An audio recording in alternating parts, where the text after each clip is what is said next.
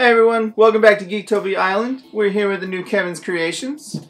We're doing things a little different. We're gonna go back to the Dusk Till Dawn deck. We're gonna revamp it to New Frontiers block with all the new cards and see what we can do. Yep. This is actually Cardwell's deck.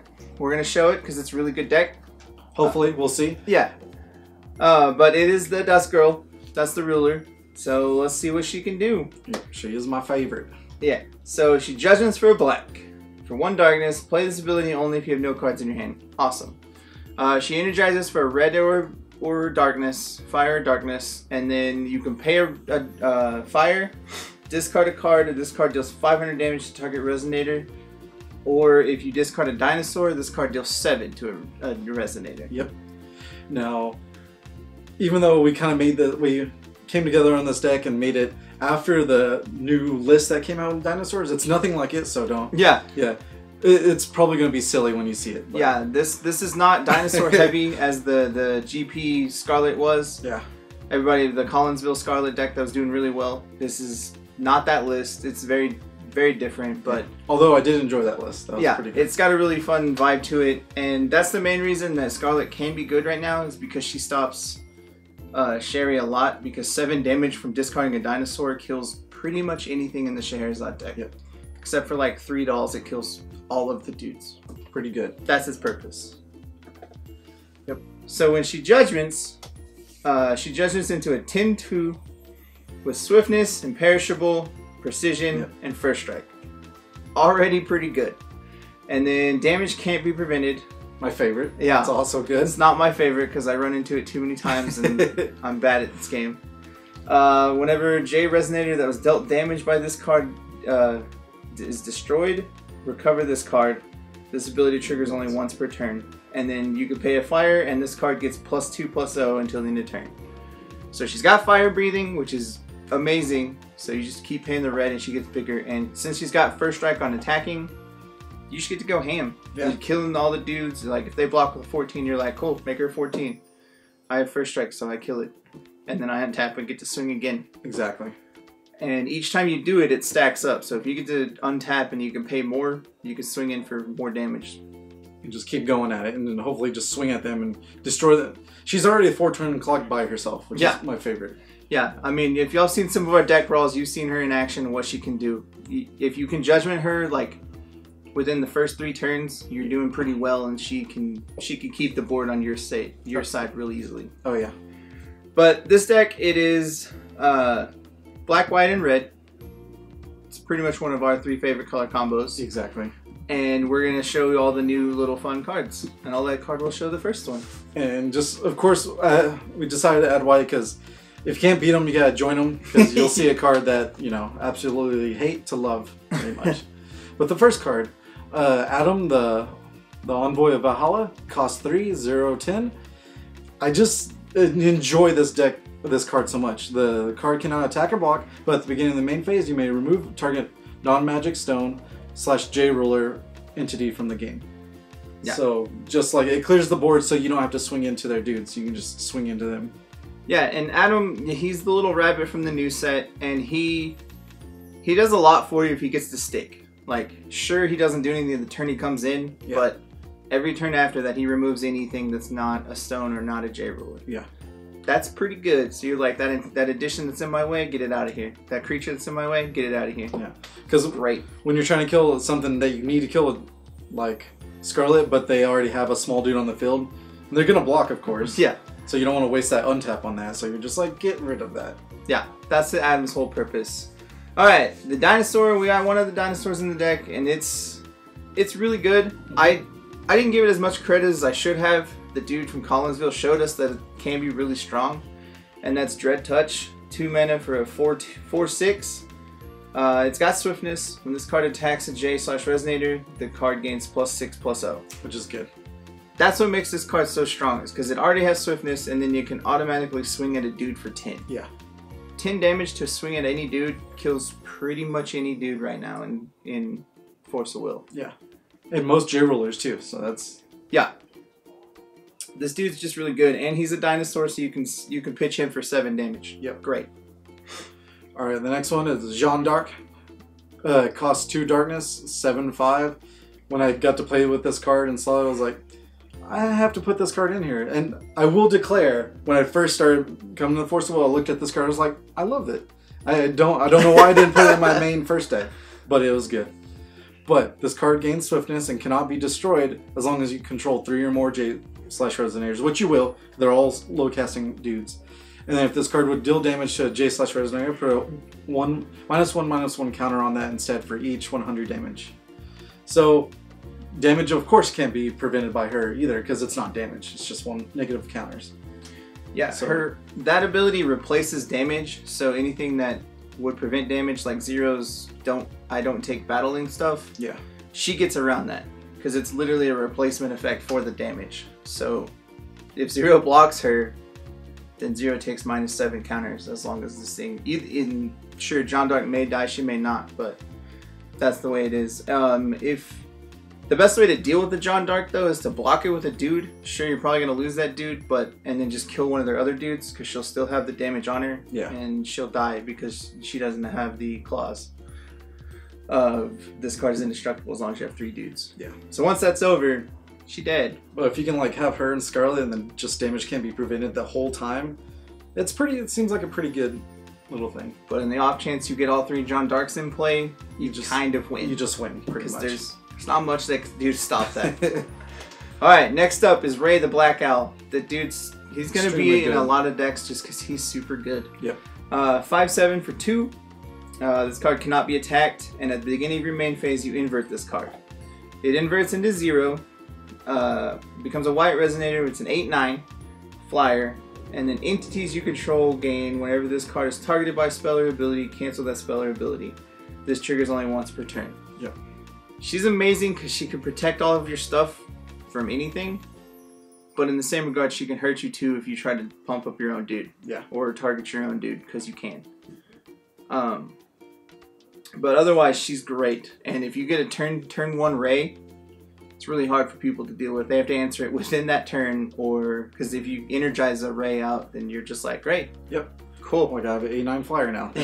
Yeah. And she's an 8/9 flyer. What's not to like about that? Yeah, pretty ridiculous. Alright, the next one is Angel of Hope, actually. A 1-drop, 2/3. Flying Drain. Whenever you Judgment a Ruler, invert this card. Which, of course, with Scarlet, you will be able to do often. Whenever you gain life, put a 1/1 counter on this card. After playing it in Kevin's deck on the Brawls, is like, I fell in love with this card. It flips into Angel of Despair. 4/5 flying. When this card inverts, destroy target resonator if it has a 1/1 counter on it, and it hopefully will by that point. Yeah, this angel can do a lot on its own. Mm-hmm. If you get like multiples of them, they each trigger each other on the drain, and it just gets silly. That's when out it of gets hand. real silly, yeah. Because they all judgment the same, or they don't judgment, but they all invert at the same time, and so they each get to trigger and kill a different thing. Yep. And a 4/5 flyer base is pretty good, and then it'll have counters on it. So what's not to like about it? It's pretty awesome, and of course. If you have watched everything with this deck, you know it has Heavenly Fruit in it already. Yeah. So being able to Heavenly Fruit and put all the angels back into play to be able to keep going at it and killing dudes, it's super good. It's pretty good. Alright, the last Resonator of the deck is Lurker in the Null. He's 1 darkness for a 1/1. Yep. When this card deals damage to a Resonator, destroy that Resonator. And if you have Null, you can pay 2 and put him from your graveyard into your hand. He's just good for the simple fact that he can continually fuel Scarlet if she's on her front side of shooting dudes away for 5, or you can bring it back and play it all the time if you need to kill dudes that way. Yeah, it gives you a great blocker all the time. It's just, the value of this card is just good. Yeah, like just overall just solid good. Yeah, definitely. All right, okay. Now with the spells, of course, Forbidden Arts, because why not a 2-mana kill spell? Black and white, destroy target resonator with quick cast. Awesome, simple as that. And then when that's not good enough, you got Null Darkness as well. Of course. Red and black quick cast, destroy target resonator. Null, destroy up to 1 target J ruler. Yep. Simple as that. Just a bunch of kill. Of course, the timing had to be perfect. Yep, like I said, if you can't beat it, join it. Flourishing Hope, 1 white, quick cast. Target J/Resonator gains, it cannot be destroyed until end of turn. Then remove this card and invert it. And then, when you invert it, it comes a Darkness and 2, Burgeoning Despair. Quick cast, play this card from your removed area. Target player banishes 2 Resonators. It's just, we've gone through this card for like the past year. Yeah. It's just good. Practically. Yeah. Ever since this card got released, we've been pretty much using it just because for 4 mana, you get to do a lot. And that 1 mana that you make something indestructible or can't be destroyed is too strong. Yeah. And what's been screwing me over with Scarlet's swing, you flourish hope, your dude, my Scarlet dies and yours doesn't. So now I can do the same thing. Yeah. Keep her at bay in there. Yeah. The next new card we put in the deck is Resuscitating Will. Yep. It is one of the Chant auras. It's a 1 white quick cast and recover target J/Resonator. Yep. So when Scarlet can already attack 2 times, you just make her attack 3 times. Yep. Because you're like, kill that dude, don't tap, kill that dude. Thanks. Or if you get to the point where you're just like, let's actually tap for a stone, then do the will to untap to swing in, you know, twice or whatever. Because sometimes with Scarlet, I found out you need at least 3 land or more. Sometimes. Yeah, and if you have the ability to kill them in 1 shot, you can. Yeah. Just pump Scarlet and be like, swing, swing. It's just really good. The next one, of course, is the final battle. Darkness and X. You may pay 200 life rather than pay up to 1x times to play this card. J/Resonators, your opponent's control gain -X until end of turn. Just a good old board wipe to get through. Yeah, a 1-sided board wipe, awesome. Yep. It's fantastic. Heavenly Fruit, this card is both of our favorites for Darkness. I play it in Dark Elves because it's amazing. 1 Darkness, it's a chant. Discard your hand. You may play Resonators from your graveyard this turn. If a card we put into your graveyard from anywhere, remove from the game instead. This card is fantastic for what it can do. The value of this card makes you go crazy. In this deck, it's even more because it literally gives you the ability to Judgment turn 2. Yeah. So you just get to go crazy and play all your dudes if you have the extra mana, or you can just Judgment. Exactly. And yeah, so it's good early game, great late game. Like, as long as they don't remove your graveyard through Sherry or whatever, then you're just like, alright, late game, pay 1, I'll pay 2 or 3 to get 2 or 3 dudes back. Yeah. The value of this card is ridiculous. But just remember, though, that if something goes in your graveyard, it's gone forever. Yeah. So if they kill it or you try to swing in and block, then it's gone.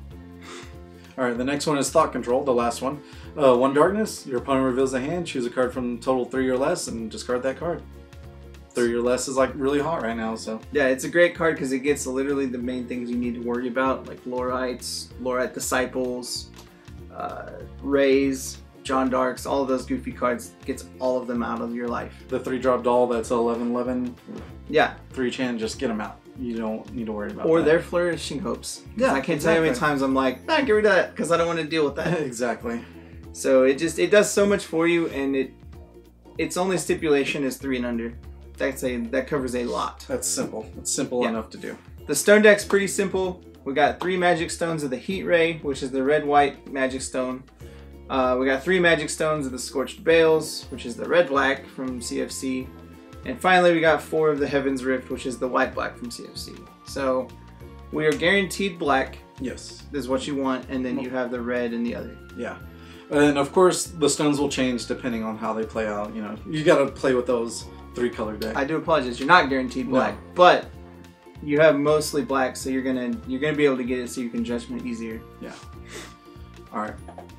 Now with the side deck, of course, we have Ryula, Alabaster Dragon Princess, cost 3. She's an 8/8. Basically, all she's there for is to remove an astral counter from Scarlet if need be. If they somehow, through all the stuff that you have, get rid of Imperishable, then she's there to come from the sideboard. Yeah. If you really need to, you can change rulers. Yeah. If something's bothering you a whole lot and you need to block her over and over, you can change to Imel, Princess of Fleeting Hope Imel. And she Judgments for 2 white, Energize for white and black. You pay 0, recover target Resonator. Use this only on your opponent's turn. So your little Lurker in the Null, you can untap him and make him block. Thanks. Yeah, because they're not going to block a 1/1. Yeah. Like, yeah, sure. Yeah, they're going to just let that happen. And then she's really funny in this deck because of when she Judgments, she turns into a 3/3 with flying and Imperishable. So still she has Imperishable, still makes your life difficult. She has Drain, And when this card enters the battlefield, look at the top 3 cards of your deck. You may put a non-chant card with total cost 3 or less from them into the field. And you may also invert that card when you put it into play. And this card gets +2/+2 for each invert you control. So the Angels come into play inverted, Ray comes into play inverted, which is silly good. Yeah. All those little cards. Or you can just get a free Dread Touch or any of the other little under 3 dudes. And literally every Resonator in this deck comes into play off of her judgment. Exactly, yeah. And it's just good. And of course you probably was listening to the first part of the deck, it's like, why don't you just play Amel? Well, you know, here she is, just in case. Yeah. And also, some other flip cards here. Amel's Unicorn, cost 2, 6/6. Whenever you Judgment Ruler, invert this card. And it comes into the Twisted Beast, 8/8. Whenever this card inverts, destroy target Resonator attack less than this card's attack power. Has precision as well. So probably against aggro is when I'd throw this in. Yeah. It gives you another thing to get with Imel, and you get to kill a dude for free judgment. Exactly. Awesome. And of course, to be able to Scarlet this almost instantly, real quick, by turn 2 or 3. Yeah. Another inverse card that we have that's fantastic, if you put all this extra inverse dudes in, is Light Castle, Palace of Hope. It's a white and 1. When you do a Judgment of a Ruler, invert this card. This card is your field. Put 2/1/1 counters on each Resonator you control. Which is, yeah, just very good. And then when it inverts, it turns into Dark Castle. And when it inverts, you put 4 -1/-1 counters on each Resonator your opponent controls. So combine that with Jeanne d'Arc, and that's 11 counters on somebody. Yep. Thanks. And the fact that, of course, I guess Gil's starting to come back up again with a lot of protection dudes and stuff. You can't target them. Then this will help you get rid of them. Yeah, this slows this down, and this totally destroys Fayard, because Fayard's like, I'm gonna make a lot of dudes really quick, and you're just like, put all counters on these dudes. Yep, thanks. Get rid of them. Yep. Of course, the Flourishing Hope, just to fill it out. Just one more, throw it in. Yep. One more Null Darkness, because you may need to kill some more things. One more Final Battle. This is the same thing, just to kill more things. Yeah. And then the last one on the sideboard is Bales, the Legendary Thief. He's also quickly becoming one of our staple cards just because he's super good for 4 mana. Extremely powerful. Yeah, 4 mana, 8/8, precision. When this card is in the field, look at your opponent's hand. They discard a card that you choose. And then you put a 1/1 counter on this card. And you can remove a 1/1 counter from him to either cancel a spell that's targeting him or remove a battling creature with him. Yep. Like an attacking J/Resonator with him. Blazer's super strong in what he can do just because he can protect himself, and he's a 9/9. Yeah. 9's a pretty good power and toughness in this game because you get to do a lot with it. And he's good stats, really. It's really good for control. Yeah. It really is. Yeah, so if you're playing against a control deck, you bring this dude in real hard because you're just like, hey, we're going to go late game. Let me see your hand. So you don't get that card. Yeah. Overall, this deck's going to be really fun to see what it does. It's going to be very in your face and aggro-y. Yeah. So we're going to see how that works out. And right now, it might feel maybe a little wishy-washy, but that's when, you know, you play it and you tinker it here and there and see how it goes. But keep in touch. We'll be doing another deck brawl with this deck very soon, and you'll get to see how it works in all of its glory. Thank you guys for chilling out with us today at Geektopia Island. The deck list will be down below if you want to look at it. And we'll see y'all again next week. All right, guys? Goodbye. All right, guys. Make sure to like, comment, subscribe, and also hit the bell that gets you notifications on all of our content. Also, if you need the latest deck tech, it's going to be to the right. And if you need the latest gameplay videos, it's going to be down below.